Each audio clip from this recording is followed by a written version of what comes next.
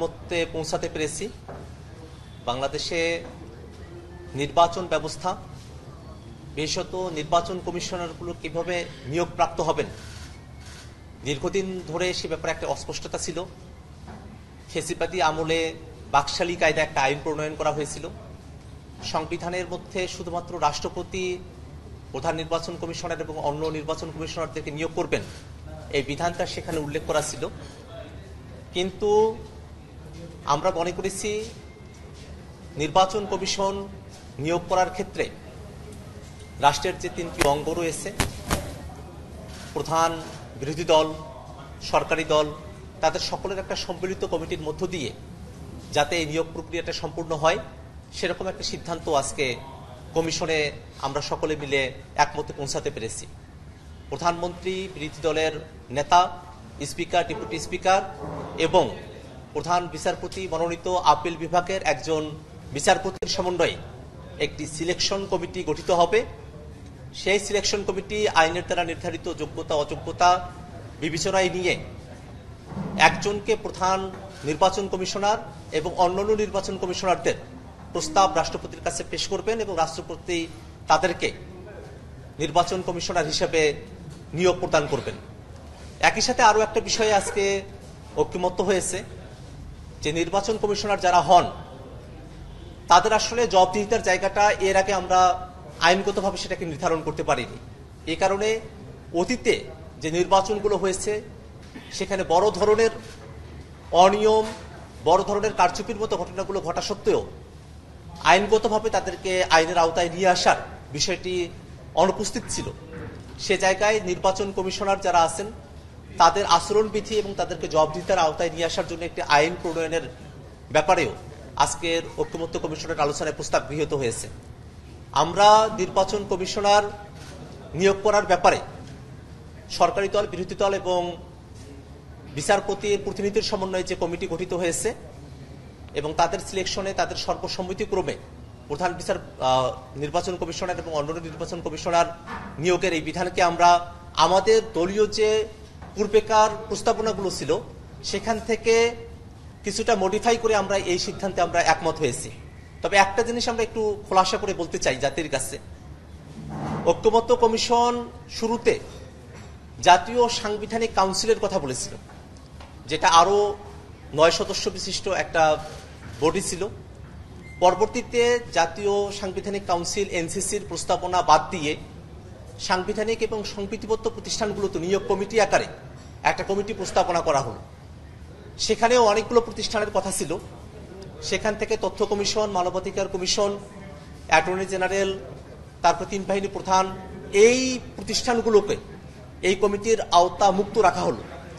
পরবর্তীতে আজকের আলোচনায় নির্বাচন কমিশন, সরকারি কর্ম কমিশন, মহাহিসাব নিরীক্ষক, দুর্নীতি দমন কমিশন এবং ন্যায়পাল, এই 5টা বিষয়ে সাংবিধানিক এবং সংবিধিবদ্ধ প্রতিষ্ঠানগুলোতে নিয়োগের একটা কমিটি করা হবে, এইভাবেই আলোচনাটা এখানে উত্থাপিত হয়েছিল।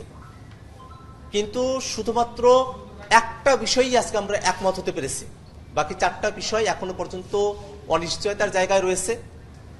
আমরা জাতীয়ভাবে ঐক্যমতের স্বার্থে এনসিসির মূল যে প্রস্তাবনা সেখান থেকে সরে এসে কনসেপচুয়াল জায়গা থেকে যাতে সাংবিধানিক এবং সংবিধিবদ্ধ প্রতিষ্ঠানগুলোতে এক দলের কর্তৃত্ব না থাকে, শুধু নির্বাহী প্রধানের নির্দেশে যাতে এই প্রতিষ্ঠানগুলোতে নিয়োগ না হয়, এই প্রতিষ্ঠানগুলো যেন স্বচ্ছভাবে তাদের কার্যক্রম পরিচালনা করতে পারে, সেই বিবেচনায় আমরা আলাদা নিয়োগ কমিটির কথা বলেছি। আজকে একটা বিষয়ে নির্বাচন কমিশনের বিষয়ে একমত হয়ে গেছে। আমরা এখনো পর্যন্ত কমিশনের যে বাস্তবতা সেখান থেকে মনে হয় যে সরকারি কর্ম কমিশন বা মহাহিসাব নিরীক্ষক, ন্যায়পাল বা দুর্নীতি দমন কমিশনের মতো যে জায়গাগুলো আছে সেখানে নিয়োগ কমিটিটা কিভাবে সম্পূর্ণ করা হবে সেটার ব্যাপারে বিএনপির একটা বড় ধরনের আপত্তির জায়গা রয়েছে। তারা এই প্রতিষ্ঠানগুলোকে সংবিধানে তাদের নিয়োগ প্রক্রিয়া নিয়ে আসা হোক বা আজকে নির্বাচন কমিশনের ক্ষেত্রে যেরকম একটা বডি ফরমেশন করা হয়েছে সেরকম একটা স্বতন্ত্র বডি ফরমেশন করা হোক বাকি প্রতিষ্ঠানগুলোর ক্ষেত্রে, সে ব্যাপারে তাদের আপত্তির জায়গা রয়েছে। কিন্তু আমরা মনে করি বাংলাদেশের মানুষেরা দীর্ঘ সময় ধরে সাংবিধানিক প্রতিষ্ঠানগুলো এবং সংবিধিবদ্ধ প্রতিষ্ঠানগুলোতে যে দলীয়করণের কালো ছায়া আমরা দেখেছি এবং দলীয়করণের কারণে এই প্রতিষ্ঠানগুলো স্বাধীনভাবে জনগণকে সেবা দিতে পারে নাই, দলীয় পারপাস সার্ভ করে গেছে। সেই পুরনো ব্যবস্থায় আমরা আর ফিরতে চাই না। অতএব নিয়োগ কমিটির যে কথা জাতীয় ঐক্যমত্য কমিশনের তরফ থেকে প্রস্তাব করা হয়েছে, আমরা জোর দাবি জানাচ্ছি নির্বাচন কমিশন সহ অন্যান্য যে প্রতিষ্ঠানগুলো আছে সেখানেও যেন নিয়োগ কমিটির মাধ্যমে নিয়োগ কার্যক্রম সম্পূর্ণ করা হয়। এই ব্যাপারে যে রাজনৈতিক দলগুলোর আপত্তির জায়গা রয়েছে তারা যেন জনগণের সেন্টিমেন্টকে ধারণ করে জনগণের ভালো, দেশের স্বার্থকে মাথায় রেখে দেশের নিজেদের দলীয় ক্ষুদ্র স্বার্থের ঊর্ধ্বে উঠে তারা যেন সেই প্রস্তাবগুলোতে একমত হন, আমরা সেই আহ্বানটা তাদের কাছে রাখতে চাই। একই সাথে বাংলাদেশের বিদ্যমান রাষ্ট্র কাঠামোর বিষয়গুলো নিয়ে জাতীয় ঐক্যমত্য কমিশনের রাজনৈতিক দলগুলো আমরা আলাপ আলোচনা করছি। অনেকগুলো বিষয়ে নীতিগতভাবে আমরা একমত হতেছি, কিন্তু এখনো পর্যন্ত এই নীতিগুলো যারা বাস্তবায়ন করবেন, জনপ্রশাসন, পুলিশ, স্থানীয় সরকার, এই বিষয়গুলোকে এখনো আলোচনার এজেন্ডাভুক্ত করা হয়নি। আমরা ঐক্যমত্য কমিশনে আজকে প্রস্তাব রেখেছি যেন জনপ্রশাসন, স্থানীয় সরকার এবং পুলিশ এই বিষয়গুলো সংস্কারের বিষয়টি কিরকম হতে পারে সেই ব্যাপারে যেন এখানে এটাকে এজেন্ডাভুক্ত করা হয় এবং বাংলাদেশে সত্যিকার অর্থেই সংস্কারের মধ্য দিয়ে একটা গণতান্ত্রিক রূপান্তর সম্ভবপর হয়, সে আহ্বান আমরা জানিয়েছি। রাজনৈতিক দলগুলোর তরফ থেকে যদি রিজিডিটি কমিয়ে নিয়ে আসা হয়, যদি জনগণের জন্য যা ভালো সেই প্রস্তাবগুলোর ব্যাপারে কেউ যদি আর পিছুপা না হন, তাহলে এই সময়কালের মধ্যেই জাতীয় সনদ, জুলাই সনদ প্রণয়নের দিকে আমরা আসলে অগ্রসর হতে পারবো।